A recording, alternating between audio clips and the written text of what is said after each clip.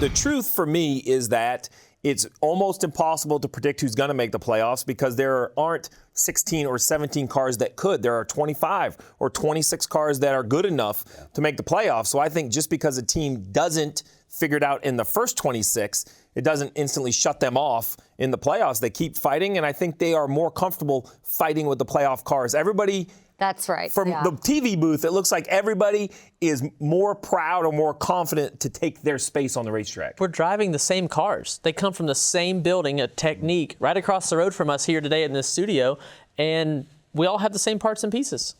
Because was there ever like an unwritten rule in the playoffs where you let those guys go and race and don't be the guy to disrupt? You better say yes, because I watched Tony Stewart storm back through the field when he raced for the championship. That is true. And people were waving him by on that race. They didn't want to be a part of it. Yeah, and I remember my last race at Homestead, 2016, and I actually texted Kevin Harvick afterwards because when I got to him, it was like he could have raced me hard and he let me go, right? And so, guys, I think as it gets closer, I think guys help each other, help the guys that have a little bit more to lose, or more to gain. Do you agree?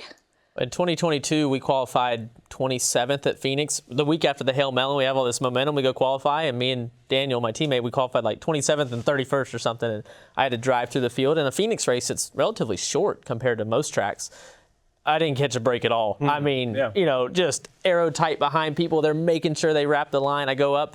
Then they all of a sudden they miss the bottom that lap when I'm trying to roll around their outside. That's interesting because you asked me like back. Maybe it's different, right? Maybe it really is different. I remember there were a lot of conversations about, hey man, like help me out because I got a lot going on here and I'll help you out. Is that part of the sport now or just not? In my experience, I didn't get taken care of at all in that race whenever we were one of the final four. So that's all I can say. I think the club is going away.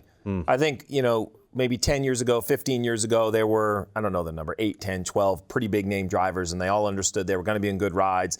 And they did take care of one another, both on and off the racetrack, in business and on the racetrack. And I think now it is more competitive. Back to the equipment that Ross talks about. I think the depth of driver. There are young drivers that continue to push up. Ross, you got to do it now for this seat. The last thing he wants to do is allow someone else a free pass when he had to dig all the way to the opportunities he has. So I think that club, the fraternity of big name drivers, has dissolved a little bit. The guys that are trying to advance, we've talked about pressure, and we've seen some of these guys maybe play it a little safe. Do you think there's an element of that?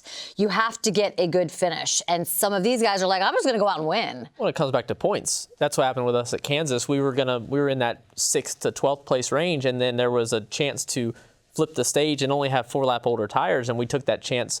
If we were racing for points, we would have had to have stayed out, even though with everything would have went better on our pit sequence, we could have still gotten stage points, but the safe playoff driver bet was to stay out and then have to be in the back. And the 24 drove all the way to our back bumper where he had track position on us before. So I think a lot of this comes down to, for us at Kansas, was the fact that we could flip the stage because we don't care about the 6 points. Gambling, what can you afford to lose? Yeah.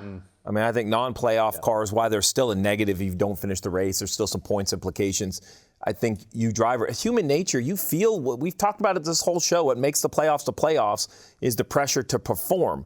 Now, that pressure isn't less for the non-playoff drivers. It's just different. Their pressure is like each and every week, not connected to one another. Where the playoff drivers, it's in these 3 race seasons. What is this? What are the cutoff races like?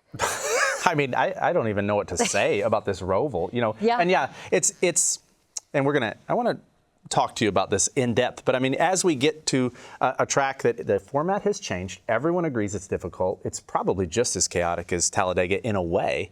And all this pressure, plus the different people in the playoffs, outside the playoffs. Yeah, I mean, talk about pressure.